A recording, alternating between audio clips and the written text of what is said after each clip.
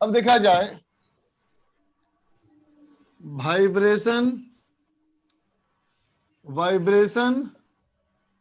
Of air column.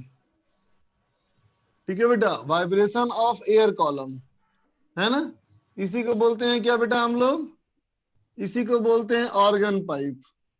Vibration of air column को ही बोलते हैं क्या, एयर कॉलम को ही बोलेगा ऑर्गन पाइप। ठीक है बेटा, ऑर्गन पाइप कोई स्पेशल चीज नहीं, एक कोई भी एक मामूली पाइप सोच लो बेटा, है ना, उस मामूली पाइप के तुम ऑर्गन पाइप बोल सकते हो। ठीक है बेटा, तो पहला केस देखा जाए तो दो केस बनेंगे ना बेटा इसमें, एक पाइप अगर होगा तो दो केस बनेंगे बेटा। एक केस हम ये माने कि पाइप के दोनों एंड खुले हैं बेटा, है ना, और दूसरा केस क्या है कि एक एंड बंद हो, वन इनक्लोज्ड या बोथ एंड्स ओपन। ठीक है बेटा, तो देखो कोई भी अगर हमारा पाइप होगा बेटा, मान लो ये पाइप है, तो इमेजिन करो अगर कोई साउंड का सोर्स यहाँ पे रखेंगे हम, है ना बेटा, तो साउंड का सोर्स रखेंगे तो साउंड नीचे जाएगा पहले ट्रैवलिंग वेव बन करके, दूसरे एंड से बच्चा रिफ्लेक्ट होगा और रिफ्लेक्ट होके वापस आएगा।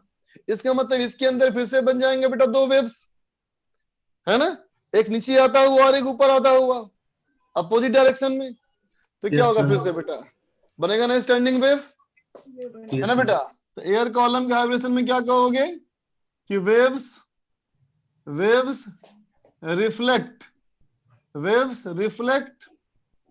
एट द एंड्स, है ना बेटा। ठीक है, और इसकी वजह से क्या होता है, standing wave form, standing wave बनेगा, नोड्स एंटी नोड्स बनेंगे।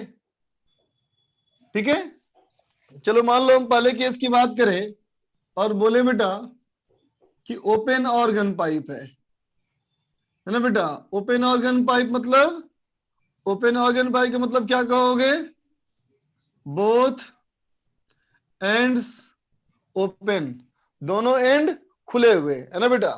तो देखिए एक पाइप मारा और इसके दोनों एंड खुले हुए हैं, इस पाइप के हमारे बच्चा दोनों एंड खुले हुए हैं। ठीक है, तो देखते बेटा अगर इस पाइप के दोनों एंड खुले हुए हैं, है ना, दोनों एंड खुले हैं बेटा, है ना, तो बोलते बेटा जो एंड हुआ हमारा यहाँ पे और जो एंड हुआ यहाँ पे, ठीक,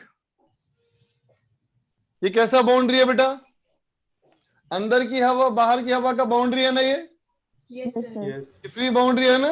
तो बताओ यहाँ का लेयर डिस्प्लेस हो सकता है कि नहीं, ये लेयर डिस्प्लेस हो सकता है कि नहीं, हो सकता है सर, बच्चा। प्रेशर तो क्या बोलोगे, प्रेशर का ये बनेगा एंटी नोड, है ना बेटा, और ये भी बनेगा प्रेशर का एंटी नोड, सॉरी डिस्प्लेसमेंट का ना, अभी बोलो डिस्प्लेसमेंट का एंटी नोड और डिस्प्लेसमेंट का एंटी नोड, है ना बेटा। अब बोलो जो डिस्प्लेसमेंट का एंटी नोड होगा वो प्रेशर है, क्या बनेगा बताओ, नोड बनेगा बेटा। तो बनोगे प्रेशर के लिए हो गया बेटा ये नोड और प्रेशर के लिए हो गया बेटा ये नोड, है ना। तो बताओ कम से कम दूरी कितनी होगी, ये कम से कम दूरी कितनी, λ/2 है ना बेटा। उससे बड़ी बोलो तो 3λ/2, 2λ/2, 3λ/2, 4λ/2, तो nλ/2। इसका मतलब लैम्डा कितना, 2l/n। इसका मतलब इस पाइप को रेजोनेंस में लाने के लिए फ्रीक्वेंसी क्या लगेगी बेटा, F = b/λ, तो NV/2l बोलो बेटा। जहां भी क्या है बताओ, वेलोसिटी ऑफ वेव, तो अभी हो गया वेलोसिटी ऑफ साउंड, है ना। तो देख बेटा जो कम से कम फ्रीक्वेंसी होता है उसे क्या बोलते हो, फंडामेंटल फ्रीक्वेंसी ना बच्चा। तो फंडामेंटल फ्रीक्वेंसी कितना हो जाएगा, V/2l, है ना बेटा। ये फंडामेंटल फ्रीक्वेंसी हमारा हुआ। ठीक है, तो इसमें हमारा स्ट्रिंग, इसमें पाइप जो है इसमें कैसे वैरी करेगा, तो कहोगे देखो बेटा पाइप में जो हवा का लेयर होगा वो तो ऐसे ऐसे करता है ना बेटा, ऑसिलेट, Yes, sir. है ना। Yes, sir. और वेव जो है बेटा हमारा ये ऐसे जाया करता है ना, ठीक। तो अगर मैं कहूं कि ये वाई डायरेक्शन में है ना बेटा, अगर मैं कहूं कि तुम displacement of layer versus x का ग्राफ बनाओ, displacement of layer versus x, क्या बोलोगे? Anti node anti node. तो ये एंटी नोड और इधर भी एंटी नोड, ऐसे बनेगा बेटा, बोलो, है ना। लेकिन हमारे लिए कौन सा होता है इक्वेशन? Pressure. साउंड के लिए ज्यादा इंपॉर्टेंट क्या होता है? प्रेशर ना बच्चा। Yes, sir. हाँ। Displacement. तो अगर कहोगे डिस्प्लेसमेंट नहीं, हमें तो प्रेशर चाहिए, तो प्रेशर ग्राफ कैसे बनेगा? बोलो, बनेगा ऐसा बेटा, ठीक है। डिस्प्लेसमेंट का ब्लैक वाला, प्रेशर का रेड वाला, ठीक है बेटा। अब कहोगे इससे ज्यादा, नेक्स्ट हाइयर फ्रीक्वेंसी, क्या बनेगा बच्चा? F equal to V by L, fundamental का 2 गुना। इसका मतलब क्या है? ये है बच्चा सेकेंड हार्मोनिक, बोलो, सेकेंड हार्मोनिक ऑफ फंडामेंटल, है ना बेटा, ठीक। इसमें अगर ग्राफ बनाओगे तो मान लिया ये पाइप में इस डायरेक्शन में वेव ट्रेवल कर रही है ना बेटा, और ये डायरेक्शन में लिया डिस्प्लेसमेंट का, तो डिस्प्लेसमेंट का ग्राफ कैसे बनेगा? कहोगे एंटी नोड और बीच में एक और एंटी नोड, है ना बेटा। ऐसा कुछ ग्राफ बनेगा बेटा इसका, ठीक। और कहोगे कि मुझे प्रेशर का चाहिए, तो प्रेशर का चाहिए तो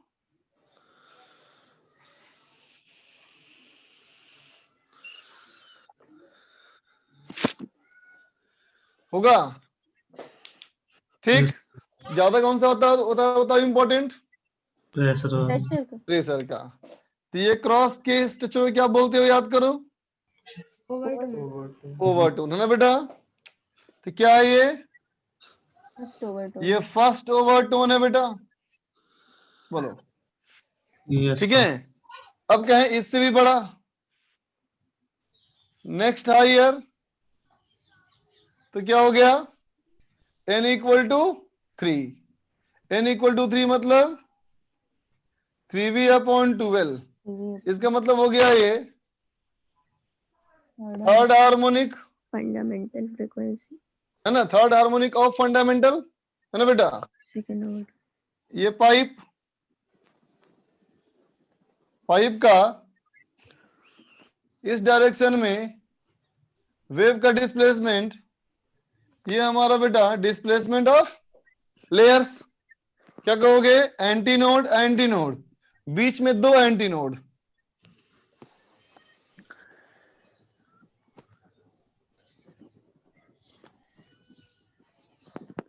बोलो, ऐसे नहीं बोलेंगे बेटा, बीच में 2 एंटी नोड। और कहोगे प्रेशर का बनाओगे तो प्रेशर के लिए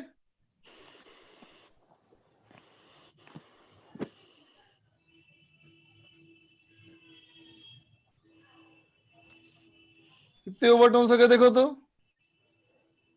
एक ये ओवरटोन और एक ये ओवरटोन, है ना। तो ये हो गया हमारा सेकेंड ओवरटोन, ठीक है बेटा। तो बताओ ये कौन सा हार्मोनिक है? ये वाला कौन सा हार्मोनिक है? Nth harmonic. nth हार्मोनिक, है ना बेटा। और बोलो इसमें ओवरटोन कौन सा है बेटा? N n minus. minus 1 n minus 1/8 overtone, लिख ले बच्चा। सर हाँ बोलो एल्यूमिनियम फ्रीक्वेंसी वाला पाइप है, दोबारा समझा दीजिए एक बार प्लीज। बेटा, NV/12 में n की वैल्यू 1 2 3 कुछ भी पुट कर सकते हैं ना, सर तो कम से कम n की वैल्यू कितनी पुट कर सकते हो नॉन जीरो वैल्यू में? बोलो, सर 1 तो कितना हो जाएगा वैल्यू? V/12। V/12, एक इसी को बोलेंगे फंडामेंटल, अगर ये ऊपर के 2 पॉइंट समझा दीजिए, सबसे स्टार्टिंग वाले लेट देख बेटा, अगर पाइप में तुमने अगर वेव सेट किया तो वेव आगे जाएगा बेटा, यस दूसरे एंड से रिफ्लेक्ट होगा, वापस आएगा फिर। सर। तो इसमें दो तरह की वेव बन गई ना, एक फॉरवर्ड एक बैकवर्ड। उन दोनों Yes. का सुपर पोजिशन होगा तो कौन सा वेव बनेगा? स्टैंडिंग वेव बनेगा ना बेटा।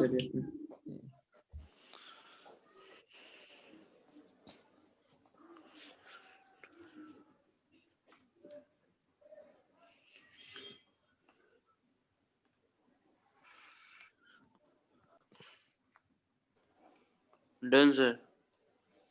अभी और नहीं सर है। लास्ट एक मिनट सर। ठीक बच्चा।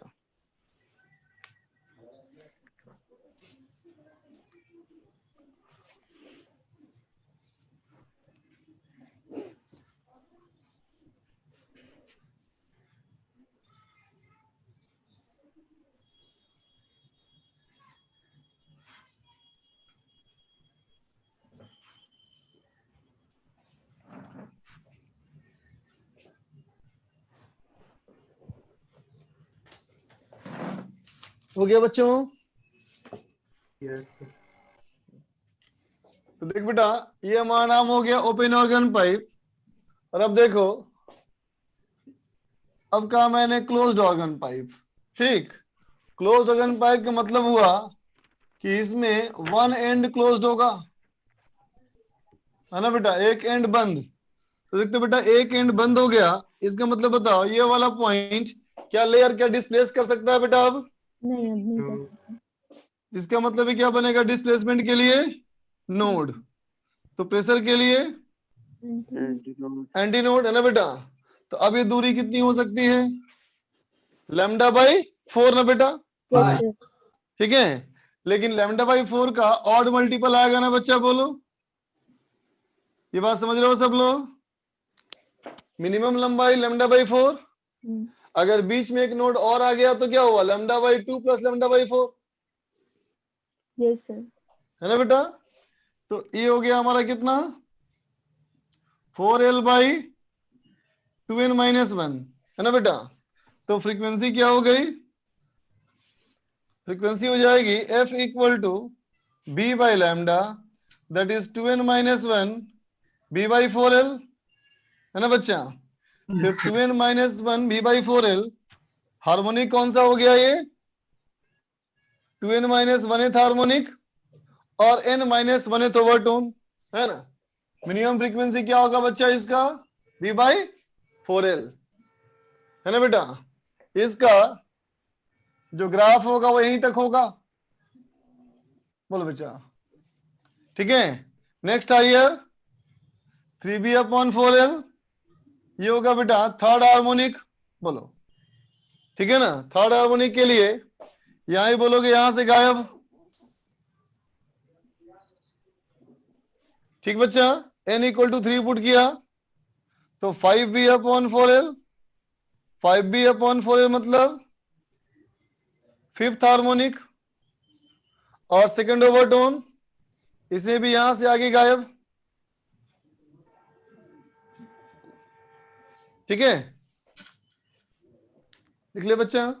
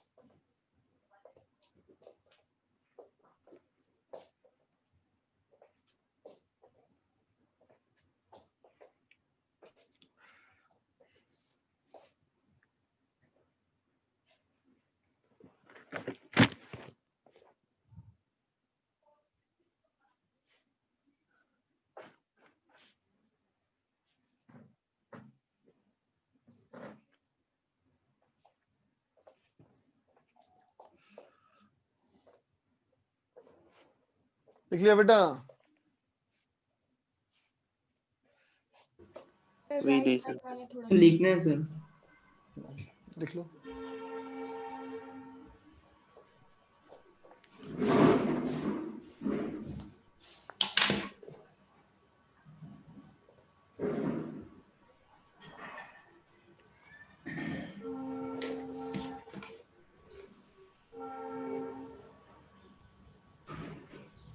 आंसर हो गया।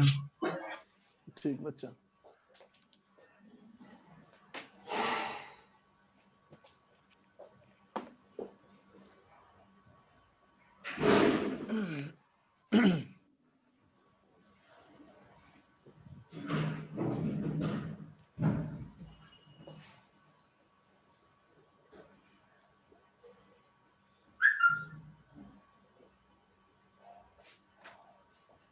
देखते बेटा,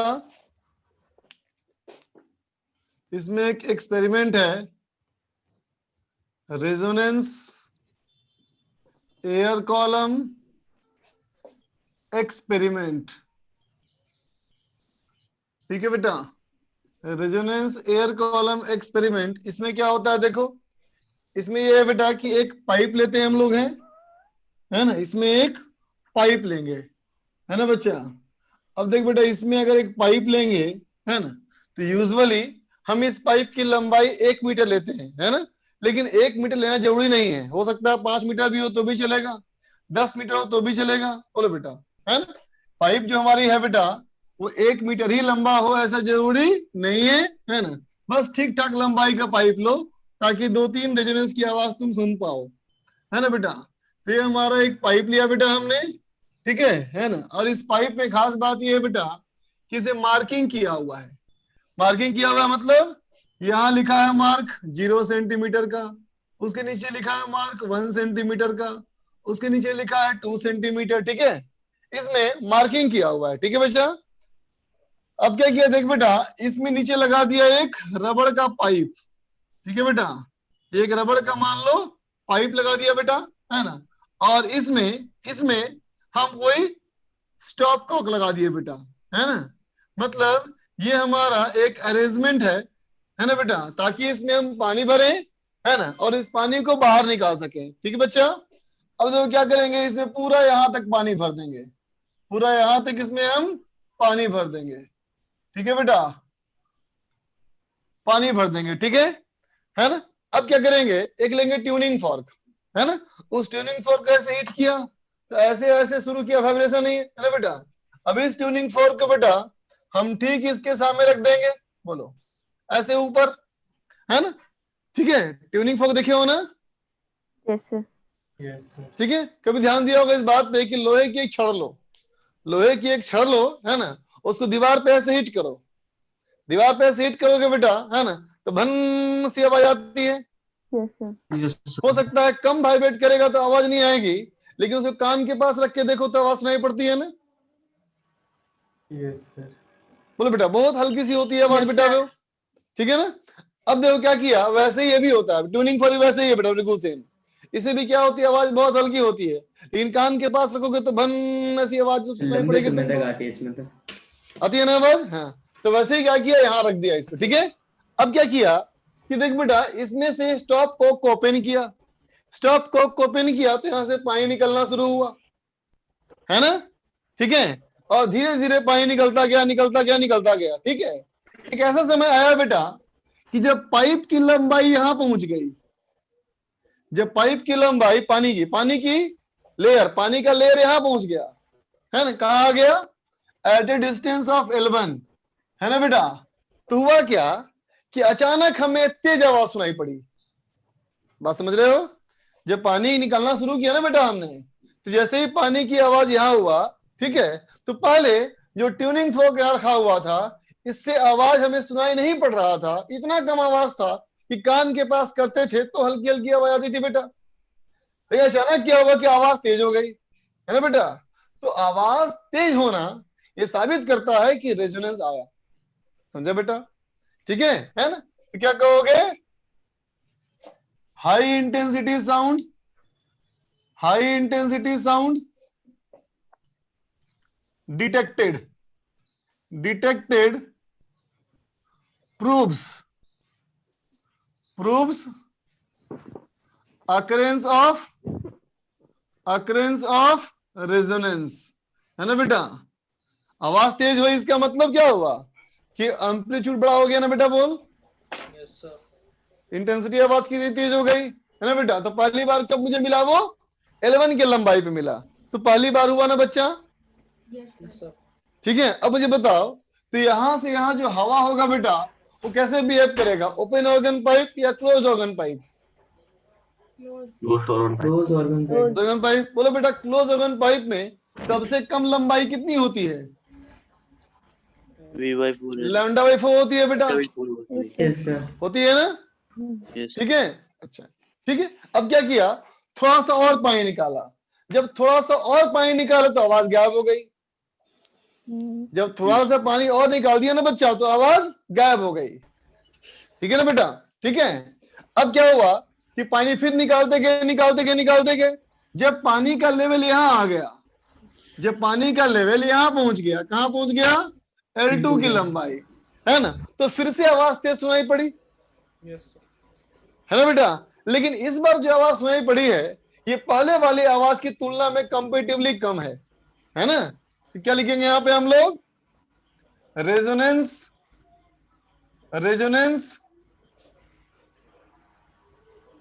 रेजोनेंस इन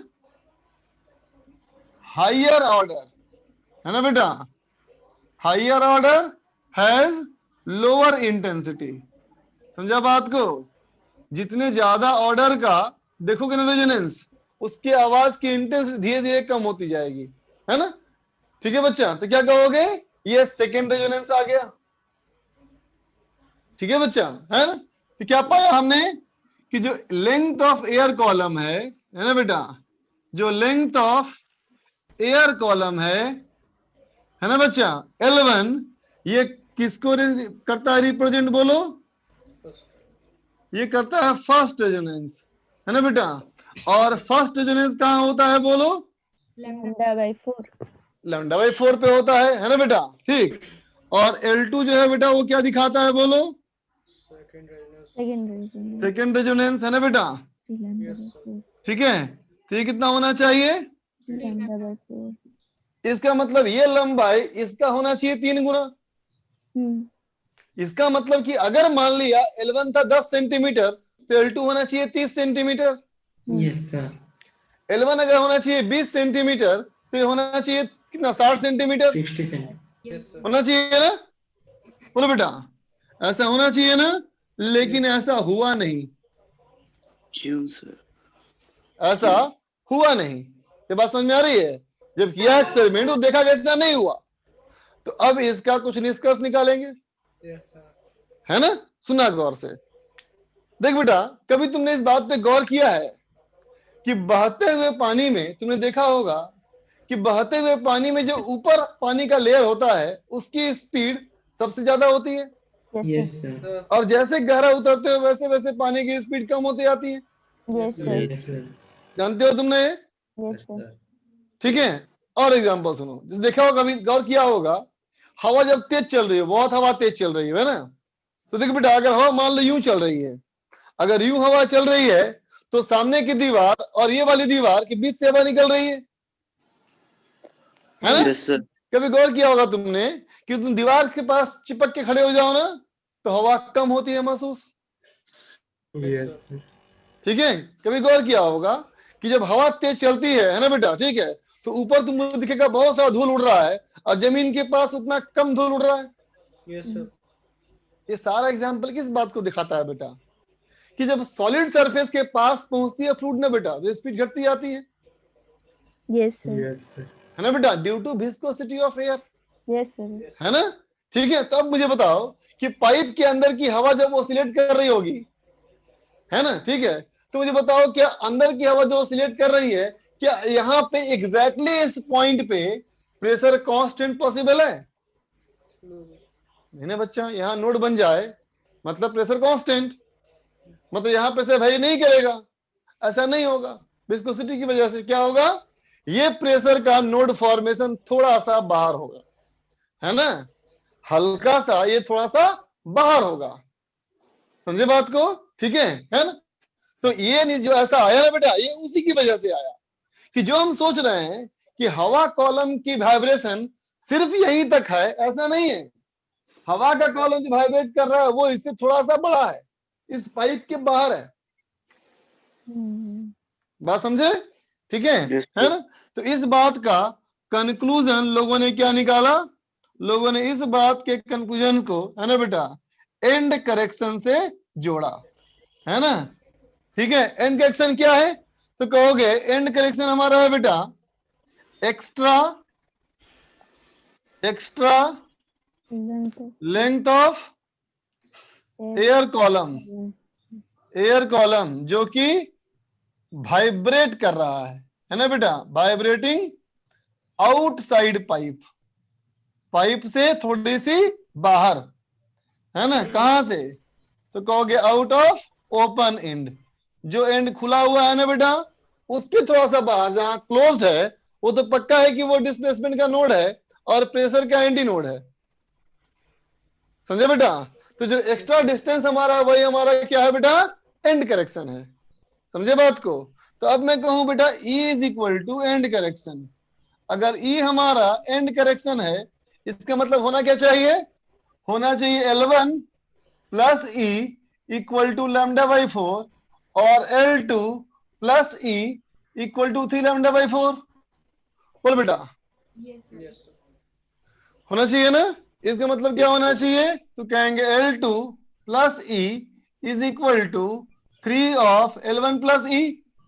इसका मतलब E इक्वल टू कितना हो जाएगा? E इक्वल टू हो जाएगा L2 माइनस 3L1/2। बोल तो बच्चा, Yes, sir. होगा? Yes, sir. Yes, sir. बस समझ में आया? तो इस एक्सपेरिमेंट से क्या मेजर किया हम लोगों ने? एंड करेक्शन मेजर किया, है ना बेटा? Yes, sir. और जब इसको हमने कैलकुलेट किया, है ना बेटा, तो हमने ये पाया, क्या पाया? कि ये पाइप अगर तुम पतला लेते हो तो एंड करेक्शन की वैल्यू बहुत कम आती है, पाइप अगर चौड़ा लेते हो तो एंड करेक्शन की वैल्यू ज्यादा आती है ना बेटा? ठीक है, तो लोगों ने इसका निष्कर्ष ये निकाला कि जो एंड करेक्शन है बेटा ये क्या होता है? 0.3 इंटू डी। ठीक है बेटा, 0.3 इंटू डी, समझे बेटा? 0.3 इंटू डी पर ओपन एंड, है ना बेटा? जहां पे डी क्या है? डी हमारा है बेटा डायामीटर ऑफ पाइप, समझे? तो कभी सवाल में लिखा हो नैरो ऑर्गन पाइप तो क्या समझ जाएगा? बोलो बोलो। E की वैल्यू सर वहाँ पे ऐड करें इसका वैल्यू बहुत कम है, मतलब एंड करेक्शन काउंट नहीं करना है, यस सर। समझे बेटा? तो क्या बताओ किस ऑर्गन पाइप में ज्यादा एंड करेक्शन होगा? क्लोज ऑर्गन पाइप में या ओपन ऑर्गन पाइप में? Sir close. क्लोज्ड वाले में एंड करेक्शन कम ना होगा बेटा, क्योंकि एक ही एंड खुला है ना। Yes sir. लेकिन ओपन ऑर्गन पाइप में क्या है? दोनों एंड खुला है, यस तो ओपन सर। ऑर्गन पाइप में दोनों तरफ एंड करेक्शन होगा, जबकि क्लोज वाले में सिर्फ एक ही तरफ होगा। Yes sir. ठीक है, लिखो। सर। हाँ बोलो। सर जैसे ये L1 इक्वल्स टू λ/4 और L2 3 λ/4, सर इन दोनों को सर हम रेजोनेंस कह रहे हैं। सर इससे पहले जब हम पढ़ते थे तो जो मिनिमम सिर्फ होती थी फ्रीक्वेंसी, उस पे जो नहीं बच्चा, आप पीछे पेज पलटो, देखो मैंने कहा resonance frequency equal to NB/2L या 2n-1 B/4L ना बेटा, यस सर। है ना? देखो बच्चा, रेजोनेंस का मतलब क्या समझना, ध्यान से सुनो कि देख बेटा, कोई भी मोलिकुलर बॉडी जो होता है ना बेटा, ये बहुत सारी फ्रीक्वेंसी में ऑसिलेट कर सकता है, समझे?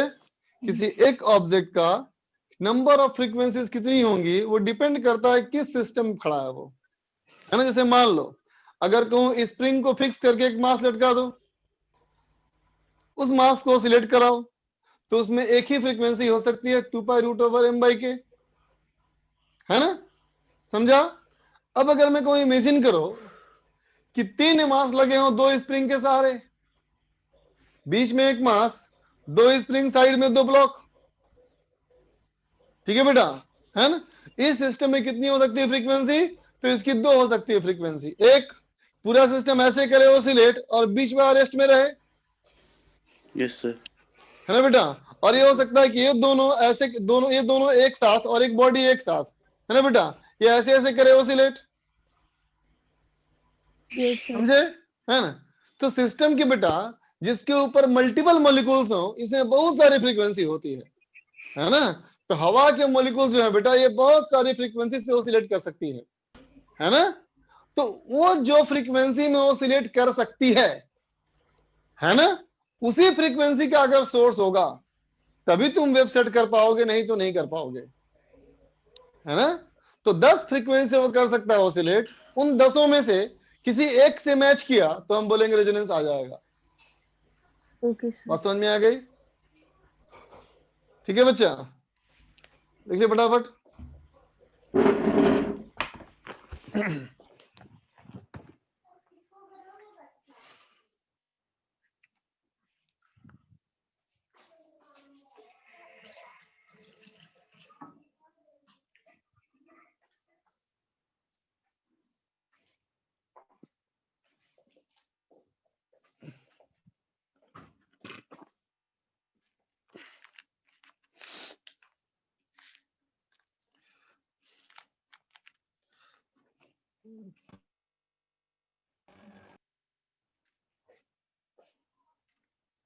हो गया सर। हो गया, बाकी बच्चे बताओ। Yes, sir. हो गया। Sir 1 minute sir, 1 minute. लिखो लिखो।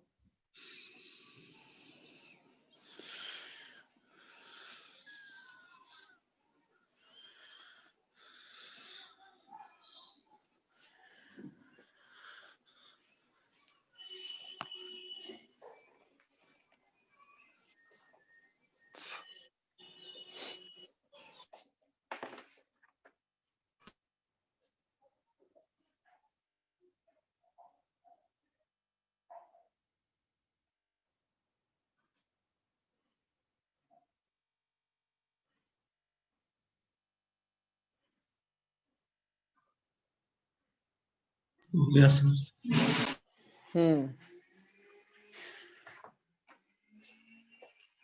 अभी कर रहा हूं बच्चा। कर दीजिए सर। तो फॉर्मूले को देखिए, तुम दिखाया बेटा तुमने, ओपन ऑर्गन पाइप जो है बेटा वो string fixed at both and के जैसा है ना बेटा। और जो क्लोज ऑर्गन पाइप है फिक्स्ड एट वन इंच जैसा फॉर्मूला है ना बच्चा उसका। देखो तो सवाल कहता है बेटा, in an open organ pipe बोलता है बेटा, ठीक है बेटा। Resonance frequencies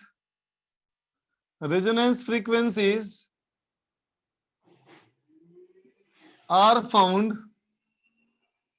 found at length 10 centimeter and 32 centimetre, ठीक है बेटा। तो कहता है फाइंड डायमीटर ऑफ पाइप। तो कहता है बताओ पाइप का डायमीटर क्या है, ठीक है, बनाओ।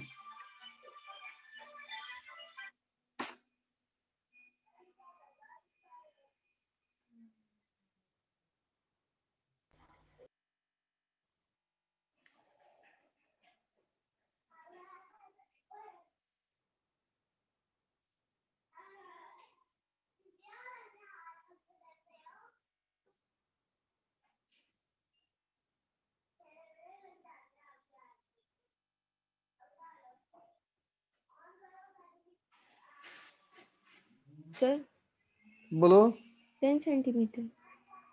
10 centimetre, sir 10/3 centimetre. 10/3। Yes sir 10/3 sir.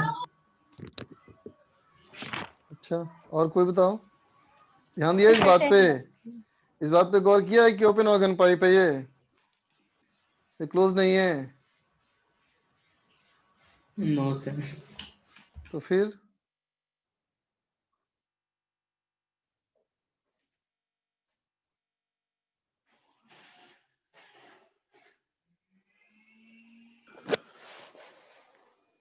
Sir 5/3 centimetre आ रही है।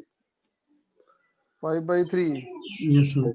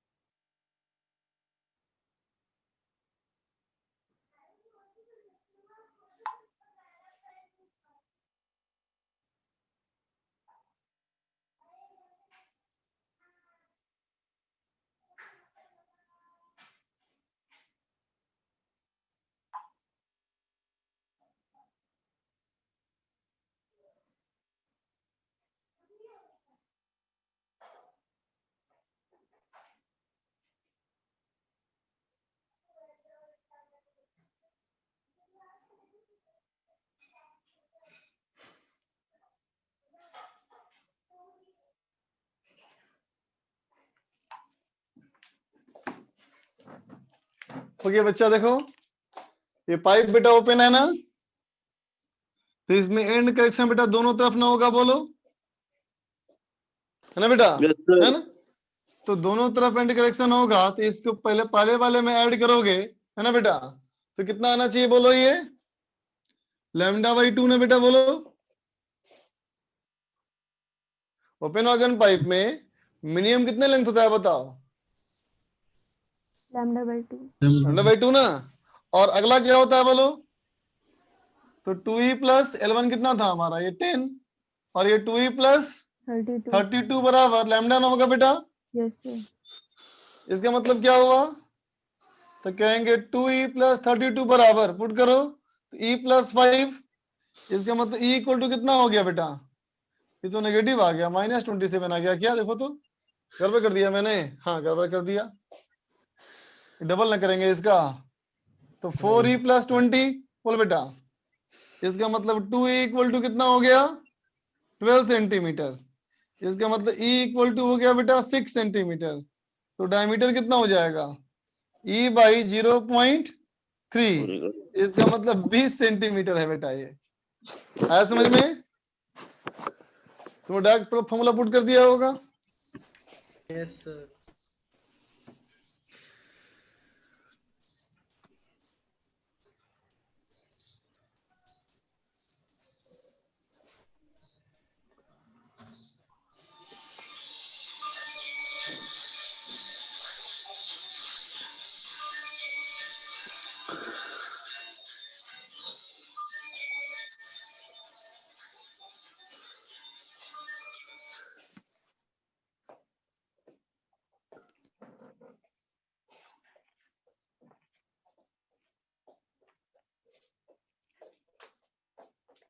हो गया सर।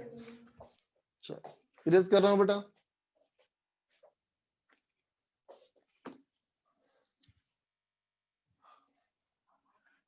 देखते बच्चा, ये सवाल कहता है कि मान लो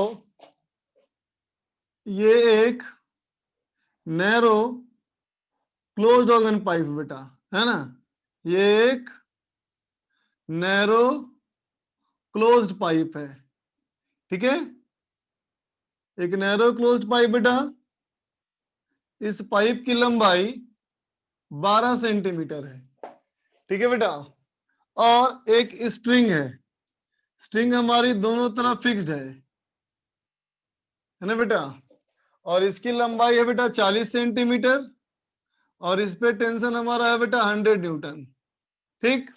सवाल कहता है कि एक common tuning fork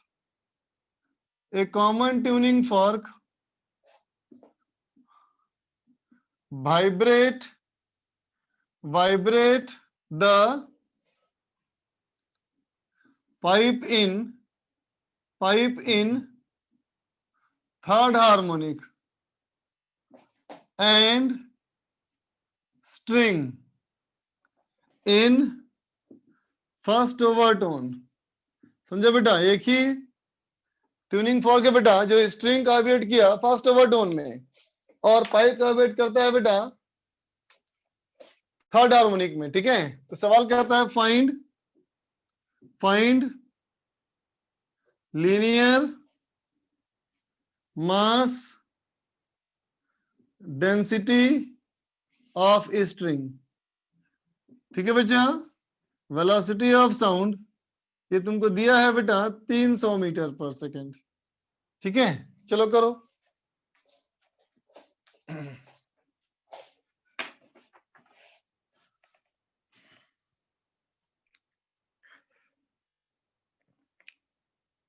common turning के बाद क्या है? ट्यूनिंग के बाद क्या बोल? Common tuning.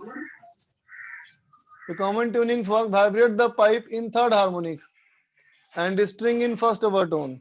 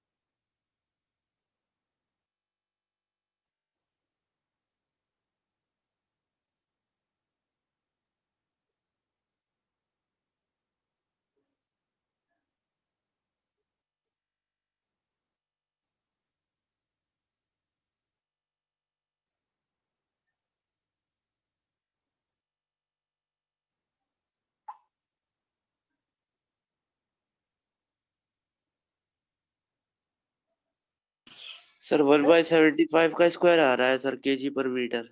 यस सर, यही है। बोलो बोलो। 1/75 का स्क्वायर केजी पर अच्छा। मीटर। सर पाइप फिर आपने क्लोज देखा है लेकिन वो एक एंड ओपन दिखा रहा है।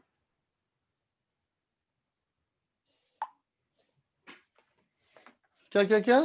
सर पाइप तो आपने नैरो क्लोज लिखा है ना, तो उसका एक एंड तो ओपन हाँ, एक पाइप ओपन है एक्सटर्नल हमारा, कनेक्टर। मतलब एक क्लोज्ड ऑर्गन पाइप बेटा, और ये स्ट्रिंग फिक्स्ड बोथ एंड है।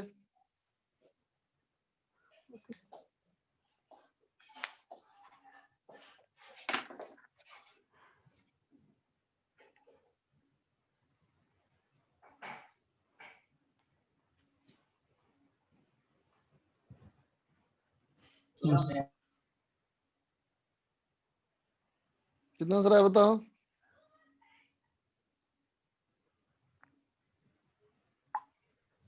सर 1/75 का स्क्वायर। हाँ सर 1/75 का स्क्वायर आ रहा है। 1/75 का स्क्वायर। हाँ चलो देखो मैं करता हूँ। बोल दो बेटा, इसके लिए क्या लिखेगा फ्रीक्वेंसी? ये बेटा फर्स्ट ओवरटोन है ना, तो फर्स्ट ओवरटोन मतलब क्या हो गया 3V/4L। बोल बेटा, है ना? और इसका बेटा फर्स्ट ओवरटोन मतलब क्या? Second harmonic. सेकंड हार्मोनिक मतलब क्या हो जाएगा? 2 × V/2L, है ना बेटा? लेकिन ध्यान रहे ये साउंड की वेलोसिटी है बेटा, और ये स्ट्रिंग वाली वेलोसिटी है, बोलो, है ना? तो देख बेटा, इसकी लंबाई जो है ये पाइप की लंबाई है, और ये स्ट्रिंग की लंबाई है ना बच्चा? तो वैल्यू पुट किया जाए तो कितना हो जाएगा? 3 × 300/4 पाइप की लंबाई। पाइप की लंबाई 0.12 बराबर velocity of wave on string divide by length 0.4। तो बोल बेटा वेलोसिटी ऑफ स्ट्रिंग निकल जाएगा, है ना? और ये कितना होता है बच्चा, square root of T by mu. Tension सवाल में दिया है तो म्यू निकल जाएगा बेटा, Yes, sir. ठीक है ना।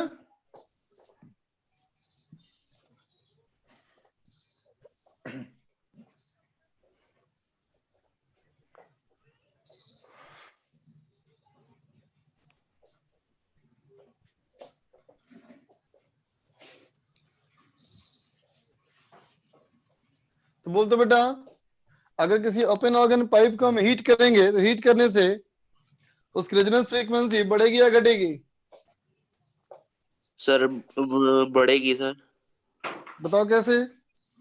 सर वी बढ़ेगी ना। वेलोसिटी बढ़ेगी बिल्कुल सही बात, वेलोसिटी ऑफ साउंड बढ़ेगा ना उसमें, yes yes sir, root over gamma R T by M.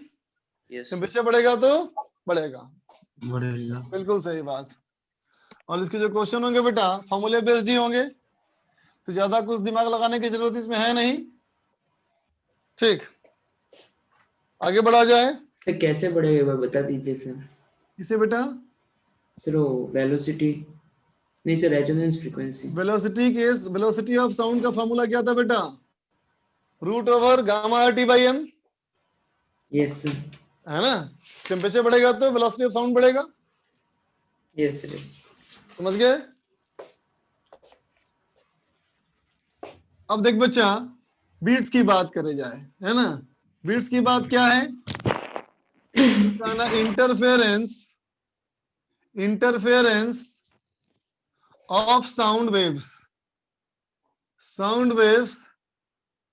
In slightly different frequency. समझा बेटा? ठीक है, कब होगा ऐसा? तो देखो अब तक क्या बात की थी बेटा, हमने कहा था बेटा सोर्स कैसे होने चाहिए, कोहेरेंट ना, सेम फ्रीक्वेंसी वाले ना, ठीक है। अब मैं कहूं मान लो दो सोर्सेज हैं जिनकी फ्रीक्वेंसी जो है हल्का सा डिफरेंस हो, उनकी फ्रीक्वेंसी हल्का सा क्या हो, डिफरेंट हो, है ना बच्चा। तो हल्का सा जब डिफरेंट होगा, ठीक बेटा, है ना, तो उस डिफरेंस की वजह से क्या होगा बोलो, इनका फेज डिफरेंस समय के साथ वेरी करना शुरू करेगा। बोलो बेटा, Yes, sir. अगर फेज डिफरेंस समय के साथ वेरी करेगा तो क्या होगा, रिजल्टेंट इंटेंसिटी किसी पॉइंट पे लगातार वेरी करेगी। सर। बोलो बेटा, है ना। तो इसकी वजह से क्या होगा, तो कहोगे इसकी वजह से होगा बेटा पीरियोडिक वेरिएशन इन इंटेंसिटी। बोल बेटा, पीरियोडिक वेरिएशन इन इंटेंसिटी, है ना बेटा, ठीक है। इसी को हम लोग कहते हैं क्या बेटा, इज कॉल्ड बीट्स। समझे बेटा, इसी को बोलते हैं क्या हम लोग, बीट्स। बात समझे? ये बात समझ में आया बेटा? जैसे कि इमेजिन करो कि एक तबला और एक बांसुरी, है ना, ये दोनों की फ्रीक्वेंसी अलग अलग होती है ना बेटा, है ना। जब इन दोनों को मिक्स करके बजाया जाता है तो कोई अच्छी धुन बनती है ना बेटा, बोलो। Yes. तो उस धुन में क्या देखते हो तुम, कभी तबले की आवाज तेज होती है, कभी हल्की होती है, और एक खास लय में बदलती है वो, है ना। तो उसी खास लय में बदलने को टेक्निकली हम बीट्स कहते हैं। बात दिमाग में गई? क्लियर है बच्चा ये? Yes sir. अब फील करते हो बीट्स क्या होता है सो तुमको बीट्स बताते हैं एक्चुअली कैसा होता है सो।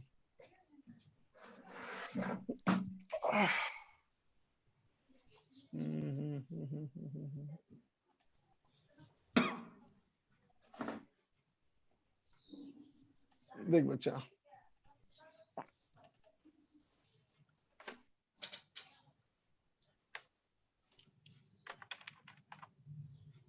बताते हैं, एक मिनट।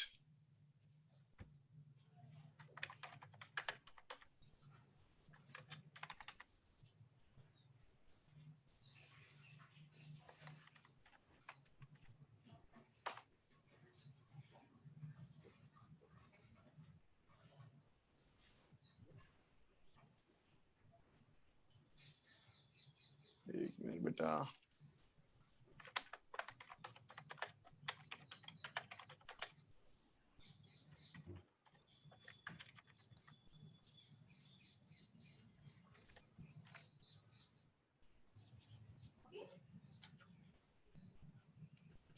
अरे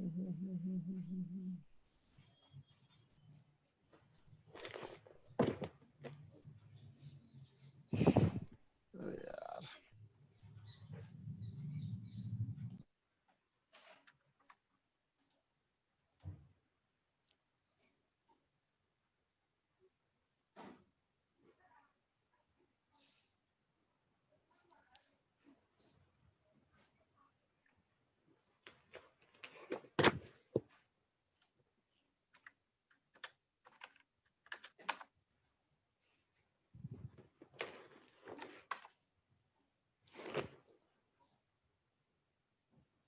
ऑनलाइन टोन जनरेटर ठीक।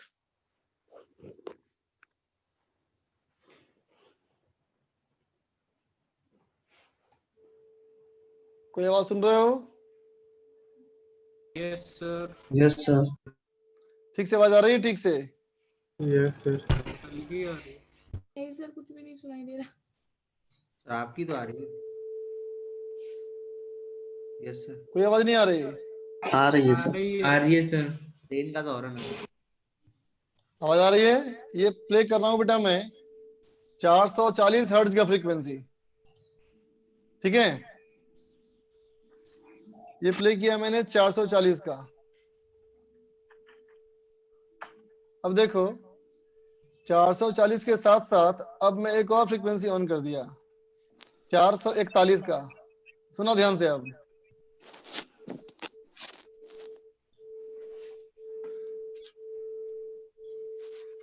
सुनाई पिया? Yes sir. यस सर, कम जरा कम। धीरे कम हो रहा है। हॉस्पिटल जैसी आवाज आ रही है। अब देखो मैंने अब 441 के बाद अब एक था 440, एक था 441, ठीक है बेटा? अब मैं क्या कर रहा हूँ 441 का कर दिया 442। अब देखो क्या हो रहा है। और सर बढ़ गई इसकी फ्रीक्वेंसी। अब देखो सुन रहे हो? Yes sir. And sir. बढ़ाते जा रहा हूं मैं फ्रीक्वेंसी, ठीक है? अब सुनना, अब कर दिया मैंने इसको 602।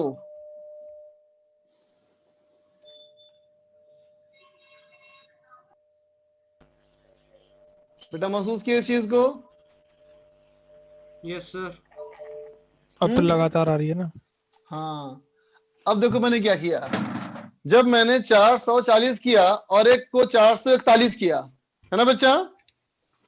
तो तुमने देखा कि आवाज का वेरिएशन इतना स्लो हुआ कि तुम सुन लिया आराम से। Yes sir. यस जब मैंने एक 440 और 442 किया, फिर वेरी किया इंटेंसिटी। तेज हो गई। जैसे जैसे मैंने फ्रीक्वेंसी के डिफरेंस को बढ़ाया वैसे वैसे वेरिएशन फास्ट हुआ। Yes sir. लेकिन जब मैंने बहुत बड़ा डिफरेंस कर दिया, है ना बेटा, तो वो इतना फास्ट वेरी करना शुरू किया कि तुमको पता ही नहीं चला, लगा वो कांस्टेंट है। Yes sir. बोलो ठीक है? इसलिए क्या लिखा हूं मैंने? यहां पे लिखा मैंने बेटा स्लाइटली डिफरेंट फ्रीक्वेंसी। क्यों लिखा समझ में आ गया तुमको ना? बोलो यस बेटा सर। स्लाइटली डिफरेंट फ्रीक्वेंसी मैंने वहां पे क्यों लिखा, है ना? ज्यादा बड़ा डिफरेंस क्यों नहीं लिया? ये तुमको बात समझ में आ गई बेटा अब? ठीक है ना? तो देख बच्चा, मैंने कहा मान लो हमारे पास दो वेव्स हैं। क्या है? y1 equal to a1 sine omega T minus K X, है ना बेटा? और दूसरा हमारा है a2 sine omega T minus K X, है ना बेटा? तभी क्या है पता दोनों? ये दोनों बेटा अभी हमारे कोहेरेंट सोर्स हैं, सेम फ्रीक्वेंसी में। है ना? Yes sir. अब मैंने फ्रीक्वेंसी डिफरेंट कर दिया ओमेगा 1 ओमेगा 2, ठीक है बेटा? यस है सर। ना? तो अब बताओ इनके बीच का फेज डिफरेंस जो लिखोगे, है ना बेटा? फेज डिफरेंस वो क्या लिखोगे? Omega 1 minus omega 2 into T minus k1 x1 minus k2 x2। बोल दो बेटा, है ना? तो अब सोचो बेटा, एक सोर्स तुम्हारे पास ये है और एक सोर्स तुम्हारे पास ये है और ये इनके पॉइंट ऑफ इंटरफेरेंस है बेटा, है ना? तो महसूस कर पाते हो कि ये चीज तो कांस्टेंट है। Yes sir. बोलो ये चीज तो कांस्टेंट है बेटा। Yes sir. Yes sir. Very कौन करेगा? ये ना बच्चा? Yes sir. ठीक है? तो अगर कहूं कि अगर मान लो अगर मान लो capital T equal to beat time period, beat करने का टाइम पीरियड है ना बेटा, तो कहोगे omega beat frequency into capital T should be equal to, oh sorry एक मिनट, हाँ, इक्वल टू ओमेगा 1, इसके ऊपर कर दिया मैंने, एक मिनट रुको यार, तो कहेंगे omega 1 minus omega 2 into beat period, ये होना चाहिए 2 पाई, बोलो बेटा होना चाहिए। yes sir. एक साइकिल में वेरी करने के लिए चेंज कितना चेंज होना चाहिए, 2 Bye. पाई ना, तो इसको बोलोगे बेटा 2 pi f1 minus f2 equal to 2 pi f beat, बोलो बेटा, ठीक है। इसका मतलब बीट फ्रीक्वेंसी क्या हो गया, तो कहोगे f1 माइनस f2 का मॉड। हमें इस बात से कोई मतलब नहीं कौन बड़ा कौन छोटा, बस मतलब इससे है कि डिफरेंस क्या है, बोलो बेटा, है ना, तो बीट फ्रीक्वेंसी का ये फॉर्मूला आ गया, है ना। और तुम जान चुके हो कि बीट फ्रीक्वेंसी बहुत ज्यादा होगा अगर, तो तुम महसूस नहीं कर पाओगे, है ना। महसूस करने के लिए, फील करने के लिए बीट फ्रीक्वेंसी क्या होना चाहिए, Slightly थोड़ा different. सा अंतर होना चाहिए, ज्यादा अंतर नहीं होना चाहिए, है ना। सर ये 2 पाई कैसा है सर? एक साइकिल में कितना होता है बेटा वेरिएशन, हाँ सर 2 पाई का। फेज वेरिएशन कितना बोलो, सर 2 पाई का। तो मैंने कहा टी भी अगर बीट टाइम पीरियड है तो इनटू टी कर देंगे, है ना, तो एक साइकिल हो जाएगा ना पूरा। Yes sir.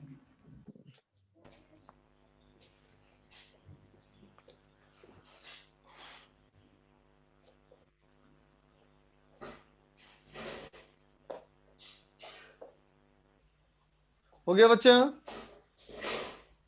ओ सर, सर एक मिनट बस।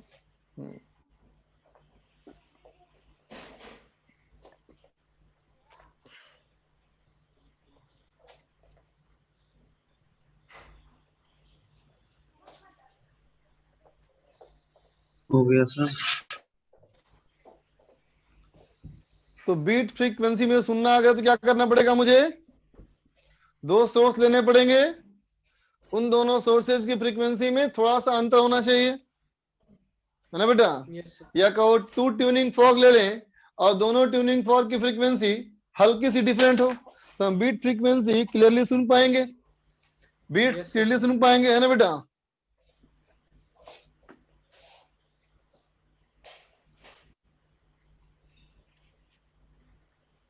देख बच्चा,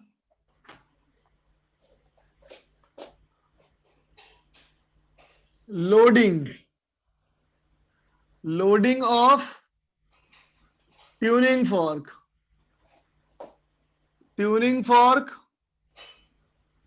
decreases its frequency, है ना, and filing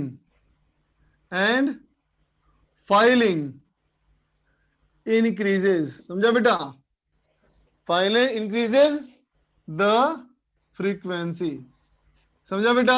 देख लोडिंग मतलब क्या होता है, लोडिंग का मतलब होता है कि ट्यूनिंग फॉर्क के 2 प्रॉन्ग्स है ना बेटा, 2 प्रॉन्ग्स है ना, क्या करते हैं इन प्रॉन्ग्स पे, है ना बेटा, वैक्स की 2-4 बूंदे गिरा देते हैं, तो भारी हो जाता है थोड़ा सा पोंग, है ना बेटा, तो भारी हो जाएगा तो फ्रीक्वेंसी उसकी घट जाएगी, समझ गया। और फाइलिंग का मतलब क्या है, फाइलिंग का मतलब यह है कि एक रुखड़े सरफेस पे, रफ सरफेस पे इसके प्रॉन्ग्स को ऐसे ऐसे घिस दो, समझ गया। घिसने को बोलते हैं फाइलिंग और वैक्स जाने को बोलते हैं लोडिंग। तो ट्यूनिंग फॉर्क को अगर लोडिंग करोगे तो फ्रीक्वेंसी घटेगी और फाइलिंग करोगे तो फ्रीक्वेंसी बढ़ेगी, ठीक है। अब चलो होमवर्क कर ले, डिस्कस बेटा हम लोग। फाइलिंग क्या होता है सर? घिसना, घिसना। रफ सरफेस के अगेंस्ट किसी बॉडी को घिसना, इसको बोलते हैं फाइलिंग। सर क्या दिया था होमवर्क? मुझे तो याद नहीं, तुम लोग बताओ। आज होमवर्क पूरा सर पार्ट 2 में सर 11 to 20 और एक्सरसाइज 2 पार्ट 2 SHM में, और अच्छा 11 to 20, यस सर। पार्ट 2 की सर स्ट्रिंग वेव में तो पार्ट 1 दिया था ना सर? हाँ, एक्सरसाइज 2 पार्ट 1 वो स्ट्रिंग वेव में। ठीक, ठीक है सर। सर एक चीज पूछनी थी पूछ बच्चा। सर, फाइलिंग से सर फ्रीक्वेंसी बढ़ जाएगी, इसका क्या एक्सप्लेनेशन है? अच्छा बोल, तो बच्चे ये बात महसूस करता है तुम कि जो ऑसिलेशन होता है बेटा, प्रोंक्स का जो ऑसिलेशन है ट्यूनिंग फॉर्क में, यस सर। इसको स्प्रिंग मास सिस्टम से कंपेयर कर सकते हैं। बोलो, प्रोंक्स भी तो बेटा इलास्टिसिटी ऑफ मटेरियल की वजह से इन्हें करता है, बोलो ऑसिलेट, यस सर। है ना? तो बताओ तो स्प्रिंग मास सिस्टम में क्या होता है time period? Sir 2 pi under root L by G, नहीं 2 pi under root M by K. ठीक, अब बताओ इसे मास को बढ़ाएंगे तो क्या होगा? सर मास बढ़ाएंगे तो टाइम पीरियड घटेगा। बेटा 2 पाई रूट ओवर, तुम बोले ना। हाँ सर। हेलो सर, आवाज कट रही है।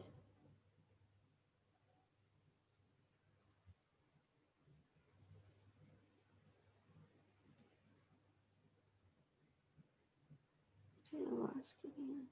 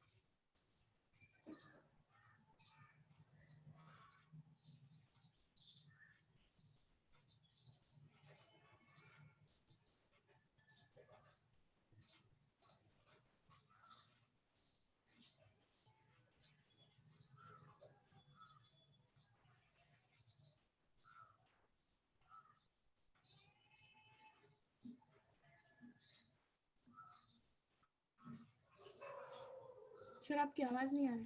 सर आपकी आवाज नहीं आ रही थी।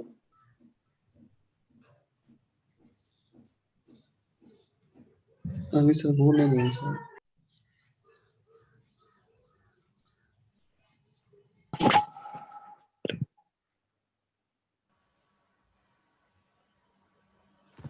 हेलो,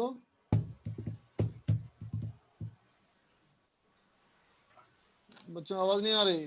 सर अब आ रही है। अब आई। हाँ अब आ रही है भाई। हाँ सर पहले चली गई थी, सर को सुनाई नहीं दिया क्या बोला आपने पहले। अच्छा, मेरा ही आवाज चला गया था, यस मुझे लगा सर। तुम लोग की आवाज चली गई।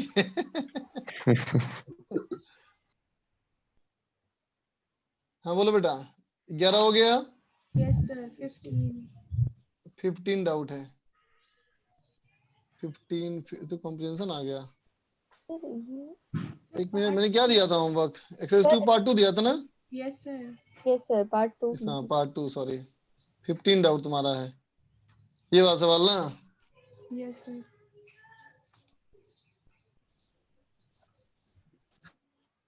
तो देख बेटा, सवाल कहता है कि एक सॉलिड स्फीयर मान लो, रेडियस r को, है ना बेटा, half submerged liquid of density rho, ठीक। जब बेटा इस बात को महसूस करते हो कि इसमें फ्लूइड मैकेनिक्स का कॉन्सेप्ट इस्तेमाल होगा, यस सर लगभग। तो फिर बताओ बायोन्सी फोर्स का फॉर्मूला बताओ कोई। Sir sir minus weight of T rho G liquid displaced minus weight of sir minus body. जी। अब जितना लिक्विड वो डिस्प्लेस करेगा ना, यस जितना सर। लिक्विड वो डिस्प्लेस करेगा बेटा, है ना, उतने ही लिक्विड के वॉल्यूम का वेट, ठीक है। तो अगर सवाल में कहता है बेटा कि हमारा हाफ डूबा हुआ है ना, बॉडी हमारा हाफ डूबा हुआ है ना बेटा, तो अगर ये हाफ डूबा हुआ है तो हम कहेंगे बेटा इसके लिए कि ये बॉडी हमारा जब हाफ डूबा है ना, तो mg तो पूरे वॉल्यूम का आएगा, बोलो, लेकिन बायंसी जो आएगा बेटा ये हाफ का आएगा, बोलो, है ना। तो अभी क्या हो जाएगा बेटा, तो कहेंगे देखो g equal to rho by 2 हो गया ना, ठीक। अब कहता है बेटा इस बॉडी को इसमें थोड़ा सा और डुबा दो, the sphere is slightly push down, तो देख बेटा हल्का सा डुबा देंगे इसको, और हल्का सा डुबा देंगे इसको, और मान लो कि मैंने इसको हल्का सा नीचे दबा दिया x, इसका मतलब इतना वॉल्यूम और डूब गया, बोलो यस सर। है कि नहीं, है ना। देखो बच्चा, तो कहेंगे देखो अगर तुम इस वाई लाइन के नीचे की बात करते हो, अगर इस लाइन के नीचे की बात करते हो, तो बायंसी और mg बैलेंस हो चुका है ना बेटा, बोलो। Yes sir. तो कहेंगे बेटा इतने पार्ट का, जिसको मैंने अभी कलर कर दिया, इतने पार्ट का जो एक्स्ट्रा बायंसी है, इसी की वजह से एक्सीलरेट करेगा ये, बोलो। Yes sir.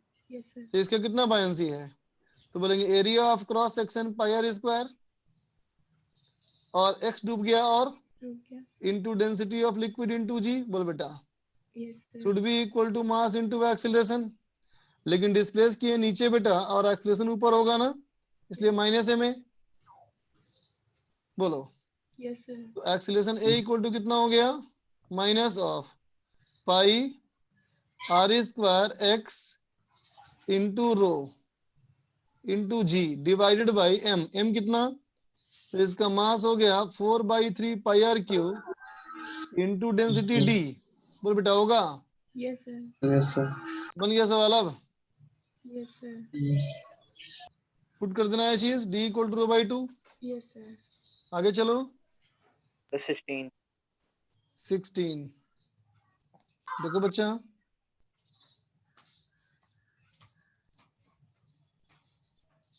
कहता है angular frequency of small oscillation of thin uniform vertical rod of mass m length l hinged at point o is, ठीक। फोर्स कांस्टेंट हमारा k/2 है, टेक k की वैल्यू इतनी, स्प्रिंग रेजुलर मास के, है ना, तुमसे पूछा गया है फ्रीक्वेंसी। देख तो बच्चा, मान लिया कि जो रॉड हमारा है बेटा, अभी ये तो अभी इक्विलिब्रियम में है ना बेटा, तो बताओ तो अभी कोई कॉम्प्रेशन, कोई इलोंगेशन है क्या, नहीं। अभी तो नहीं है ना बेटा। चलो अब देखो, मान लो कि अगर इस रॉड को हम घुमा करके यहां तक पहुंचा दिए, ठीक है, थीटा एंगल घुमा दिए बेटा हम लोग, है ना, तो देखो बेटा एल थीटा भाग जाएगा ना ये, ठीक। तो इसका अगर एबीडी बनाओगे तो क्या बोलोगे, कहोगे स्प्रिंग फोर्स लगेगा दाईं तरफ से, ऐसे लगेगा फोर्स कितना, के इंटू एल थीटा, बाईं तरफ से लगेगा बेटा फोर्स ऐसे, ये भी के इंटू एल थीटा, है ना बच्चा, ठीक। और सेंटर ऑफ मास से आएगा बेटा ग्रेविटेशनल फोर्स, बोलो यहां से ऐसे आएगा ना, तो इस पे नेट टॉर्क कितना बोलोगे बताओ, नेट टॉर्क हो जाएगा बेटा के इंटू एल थीटा इंटू 2, क्यों बताओ, दो फोर्स के लिए, इंटू एल, बोल बेटा होगा। फिर प्लस mg का टॉर्क क्या लिखोगे, mg into l/2 sine theta, होगा बेटा। एंगल बहुत छोटा है ना, एंगल बहुत छोटा है बेटा, तो ये हो गया KL square 2KL square theta plus mg l/2 theta, बोल बेटा होगा। और should be equal to minus I alpha, तो अल्फा कितना हो गया बच्चा, minus of 2K L square plus mg l/2 into theta divided by I, moment of inertia कितना बोलो, ml स्क्वायर बाई 3। अब देख बेटा k की वैल्यू पुट कर लेते हैं 2mg/l, है ना बेटा, तो कितना हो जाएगा ये 2, और प्लस हाफ, 2 प्लस हाफ कितना हो जाएगा बेटा 5/2, है ना, 5/2 mgl by ml square by 3 into theta, बोलो बन गया सवाल। अब यस सर। और क्या दिया था बोलो, और स्ट्रिंग वेव दिया था ना, फिर तो स्ट्रिंग वेव में एक्सरसाइज 1 पार्ट 1 कंप्लीट नहीं था ना, सर एक्सरसाइज 2 पार्ट 1 दी हुई, वो 2 पार्ट 1, सॉरी हाँ 2 पार्ट 1 कंप्लीट। निकालो एक्सरसाइज 2 पार्ट 1, फिफ्थ वाला, कौन सा, फिफ्थ। यस देख तो बच्चा फिफ्थ में कहता है object of specific gravity rho is hung from a thin steel wire, fundamental frequency of transverse turning wave in the wire is 300 hertz. Object को पानी में डुबा दो ताकि आधा बॉडी डुबा जाए, है ना बेटा। तो कहता है अब फंडामेंटल फ्रीक्वेंसी क्या होगा। तो बोलते बेटा फंडामेंटल फ्रीक्वेंसी क्या फॉर्मूला होता है हमारा, बोलो बोलो। ये कैसा है, बोथ इन फिक्स्ड है कि माइंड फिक्स्ड है, ये लिखा ना। No sir. चलो कोई बात नहीं, इतना तो हमको पता ही है ना बेटा कि proportional to V by L होता है। Yes sir. बोलो यस सर। कहेंगे पहले हमारा बेटा फंडामेंटल फ्रीक्वेंसी था 300, तो बराबर कांस्टेंट के मान लिया इनटू वेलोसिटी। वेलोसिटी के लिए क्या बोलेंगे, square root T by mu. T by mu. T हो जाएगा mg बाई म्यू। बोल बेटा Yes. होगा। अब इसको डुबा दिया बेटा पानी में, पानी में डुबा दोगे तो क्या लिखोगे, म्यू तो वही रहेगा ना, फर्क नहीं पड़ता म्यू को, लेकिन टेंशन हो जाएगा mg minus B by N C force लग जाएगा। तो यस सर। अब इन दोनों को डिवाइड कर दो, तो f by 300 is equal to square root of mg minus b, है ना बेटा, mg minus b v into d into g minus by N c, आधा डूबा था ना। बोलो बेटा divide by mg b into d into g, है ना बेटा, ठीक है। अच्छा रो किसकी डेंसिटी है, ओहो हो रो इसकी डेंसिटी है। रुको एक मिनट, थोड़ा सा मॉडिफाई करने दो मुझे फिर, ठीक है। v by 2 into density of liquid into g divide by v into d into g. बोल बेटा होगा, यस सर। ठीक है। तो बच्चा क्या हो गया, ये हो गया 1 minus D liquid by 2d। बोल बेटा होगा, ठीक है। तो देख बेटा स्पेसिफिक ग्रेविटी अगर रो दिया है, इसका मतलब रो इक्वल टू क्या है, रो हमारा है बेटा density of body by density of liquid, है ना बच्चा। तो कितना हो जाएगा, square root of 1 minus 1 by 2 rho. बोल बेटा ये कौन सा होगा, ये होगा क्या, देखो तो ये है ना। हाँ सर। Yes sir. समझ गए, Yes, sir. आगे बोलो।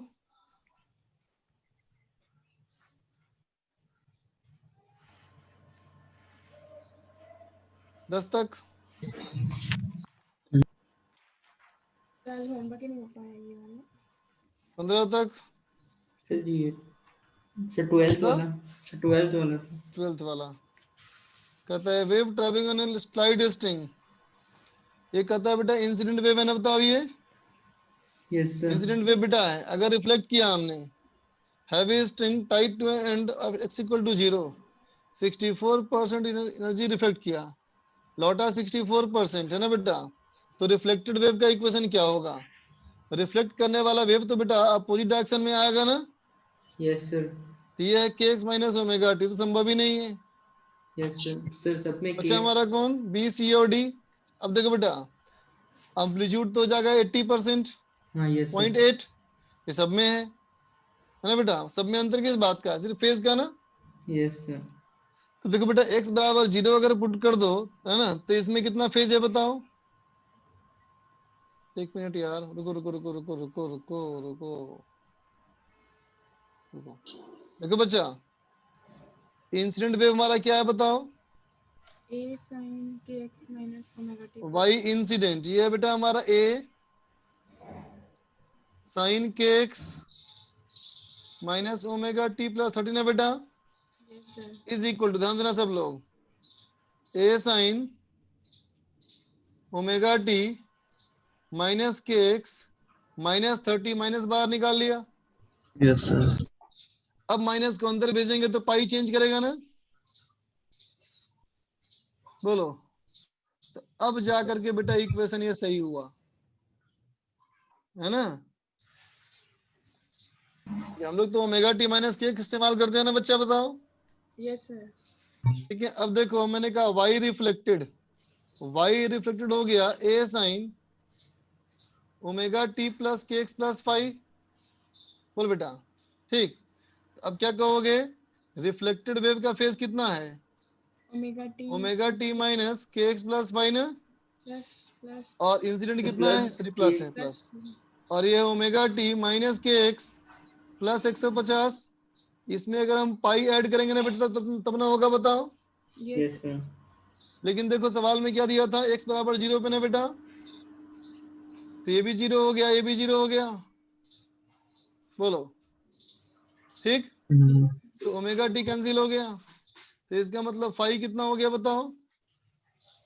330, बोलो ठीक। अब इसको यहाँ पुट करो, तो बताओ तुम्हारा y रिफ्लेक्टेड कितना हुआ? ये नहीं, ये 0.8 होगा ना, 0.8, ये 0.8 है इंटू साइन, ध्यान देना सब लोग, ओमेगा टी प्लस के एक्स प्लस 330, बोल बेटा इसमें ऐसा ऑप्शन है। तो देख बेटा प्लस 330 और माइनस 30 बराबर है दोनों, यस सर बोलो। Yes yes sir. सर तो सी हमारा सही आंसर हो गया बच्चा। Yes yes sir. और बोलो सर 20। 20, दो वायर हैं सेम मटेरियल के, एक थिक है और एक थिन है ना बेटा, एक थिक है और एक थिन है, फॉर्म एक कंपोजिट वायर, दो वायर मिलकर के बनाए एक वायर। ये मान लिया बेटा मैंने कि एक थिन वायर है बेटा और एक थिक वायर है ना, तो ये चलो हमारा हो गया थिन वायर थिक वायर, ठीक। और चलो ये हमारा हो गया थिन वायर, ये हो गया हमारा थिन वायर, ठीक है। ये दो वायर मिल करके एक बनाए कंपोजिट वायर। अब कहता है बेटा the composite wire subjected to some tension, wire traveling along the wire crosses the junction point, the characteristics that undergoes a change at the junction, junction पे कौन सी चीज बदलेगी, जंक्शन पे कौन सी चीज बदलेगी, इन्हें बोल रहा है बेटा। तो कहता है फ्रीक्वेंसी बदलेगा, बोलो सही है गलत? फ्रीक्वेंसी बेटा कभी चेंज नहीं करता ना, बोलो है कि नहीं? स्पीड ऑफ प्रोपगेशन बदलेगा ना, मीडियम बदला है तो यस बोलो, यस लेकिन लिख सर। दिया ओनली, तो गड़बड़, यस सर क्योंकि ये भी सही है बेटा, बी भी सही है और सी भी सही है, इसलिए आंसर डी होगा। स्पीड बदलेगा, फ्रीक्वेंसी कांस्टेंट है तो वेवलेंथ तो बदलेगा ही ना। यस सर यस बी और सी दोनों सही है, लेकिन आंसर होगा डी, समझ गए? 21। 21 वाला। 21, a standing wave are generated on a string loaded with a cylindrical body, cylinder immersed, specific gravity, बनाना बेटा।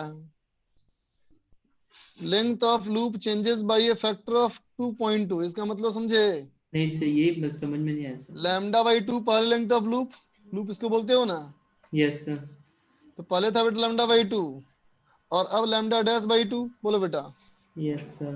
कहता है 2.2 के फैक्टर चेंज कर गया है ना, ठीक है। तो पहले गेस करो कि बढ़ा होगा या घटा होगा, अगर बढ़ गया होगा तो कहेंगे 1/2.2 और घट गया होगा तो 2.2, बोलो बेटा यस सर। है कि नहीं? अब सुनना ध्यान से, किया क्या गया है बताओ, इसको डुबा दिए पानी में ना बेटा, तो बोलो पानी में डुबाने से क्या होगा, टेंशन घट जाएगा ना, यस सर। और तो वेलोसिटी ऑफ वेव घट जाएगी, हाँ सर। बोलो yes sir. Velocity of wave घटेगा तो लैम्डा भी घटेगा ना, यस सर। इसका मतलब कौन सा हुआ, ये सही हुआ ना। सेकंड वाला। हाँ, और जो लैम्डा का रेशियो होगा इसका इनवर्स रेशियो होता है बेटा फ्रीक्वेंसी का ना, बोलो यस सर। ये बात समझा? Yes sir. एक मिनट रुको, अभी तो काम नहीं, फ्रीक्वेंसी सेम है ना, रुको रुको रुको रुको रुको रुको रुको रुको रुको रुको, एक मिनट, नहीं ये गलती कर दिया मैंने, ठीक है बेटा यहां तक। अब देखो बेटा चेंजेस बाय 2.2, तो specific gravity of material of cylinder क्या होगा, है ना बेटा, तो स्पेसिफिक ग्रेविटी ऑफ मटेरियल क्या होगा, immersed in water, length of loop changes by a factor of 2.2, हाँ ठीक, तो जो लैम्डा का रेशियो है बेटा वही हो जाएगा स्पीड का रेशियो, बोलो होगा। और स्पीड कितना होगा बताओ, पहले होगा root over mg by mu, बाद में क्या होगा mg minus v by mu, बोलो बेटा होगा। अब निकाल लोगे, ऐसे सवाल हो गया ना ये भी जो मैंने बनाया था कुछ देर पहले अभी। Yes sir. कौन सा बनाया था मैंने, देखो ऐसा वाला सवाल हो गया ना बेटा अभी। फिफ्थ वाला, कौन सा बोलो, फिफ्थ वाला ये आपने कराया था वो वैसे ही। और पूछना है कोई तो चलो होमवर्क देख लो फिर। होमवर्क में सिंपल हार्मोनिक मोशन में एक्सरसाइज 2 पार्ट 2 में आज कहाँ से किए, 11 से 20 किए ना बेटा हम लोग। कंप्लीट हो गया ना वो तो। पूरा हो गया, यस सर। इसका मतलब एसटीएम कंप्लीट हो गया पूरा हम लोग का। Yes sir. पार्ट 2 हो गया सर। एसटीएम कंप्लीट हो गया फिर तो होमवर्क हमारा स्ट्रिंग वेव में एक्सरसाइज 2 पार्ट 3 कर लोगे बेटा, ठीक है। और साउंड वेव में एक्सरसाइज 1 का पार्ट 1 पार्ट 2 दोनों का दे रहा हूँ, ठीक है बेटा। ओहो फिर से लिख रहा हूँ, स्ट्रिंग वेव में एक्सरसाइज 2 पार्ट 3 और साउंड वेव में एक्सरसाइज 1 का सेक्शन ए और बी कर लोगे ना बेटा इतना, चलो कर लेना इतना। Bye sir. नहीं हो पाएगा, जाएगा सर। हो जाएगा सर। ठीक है चलो करो फिर, बाय बच्चा। सर